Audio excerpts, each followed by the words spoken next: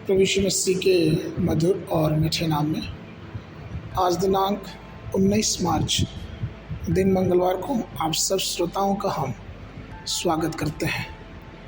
आज के दिन के लिए जो वचन है लिया गया है सबोपदेशक की पुस्तक उसका 12 अध्याय 12 पद। वचन कहता है, बहुत पुस्तकों की रचना का अंत नहीं होता और बहुत पढ़ना देह को थका देता है। प्रियो, ज्ञान और बुद्धि का होना जरूरी है, लेकिन ऐसे कई लोग हैं जिनका ज्ञान कुछ वैज्ञानिक सिद्धांतों के आधार पर भ्रमित है, जो बाइबल की शिक्षाओं के विरोध में है, और वे ये कहते हैं कि संसार की रचना किसी ईश्वर ने नहीं लेकिन ये अपने से अस्तित्व में आया है। क्योंकि वे परमेश्वर की आराधना नहीं करते, उनका मन अंधकार में हो गया है, वे बुरे विचारों के द्वारा बंदी बनाए गए हैं और उनके मन की व्याकुलता में वो परेशान है।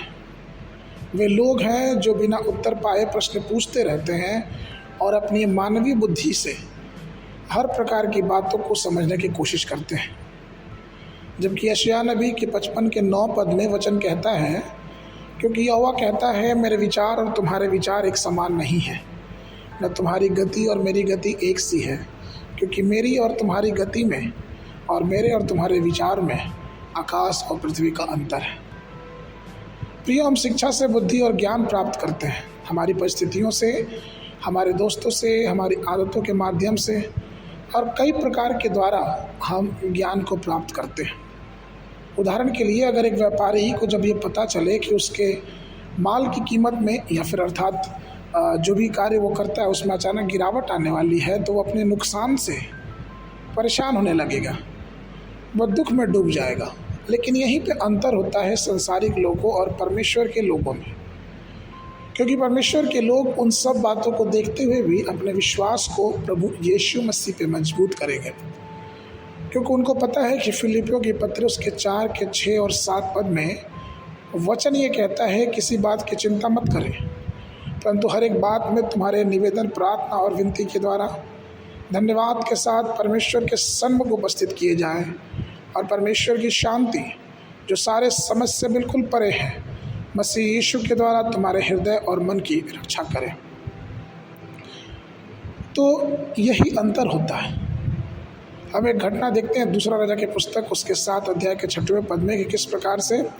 परमेश्वर के लोग अकाल में पड़े थे, लेकिन जब परमेश्वर के लोगों के बीच में से परमेश्वर के दास ने परमेश्वर को पुकारा, तो परमेश्वर ने बड़ा चमत्कार किया और परमेश्वर ने उनको अकाल से छुटकारा दिया। प्रियो, हम भी अपने ज्ञान में, बुद्धि में कितना भी कुछ कर लें, लेकिन अगर हमारे साथ परमेश्वर का ज्ञान नहीं है जो सब ज्ञानों से ऊंचा है, अगर परमेश्वर की बुद्धि हमारे पास नहीं है, तो हम कई बातों को जीवन में नहीं समझ पाएंगे। इसलिए ज़रूरी है कि परमेश्वर के वचन के द्वारा ज्ञान को अपने जीवन में उतारें और प्रार्थना पूर्वक परमेश्वर के वचन का अध्ययन करें, और हर एक उन रहस्य की बातों को जो परमेश्वर का वचन हमें बताता है बड़ी धैर्यता और बड़े विश्वास के साथ, प्रार्थना के साथ उसमें बने रहें और परमेश्वर की आशीष को पाते रहें।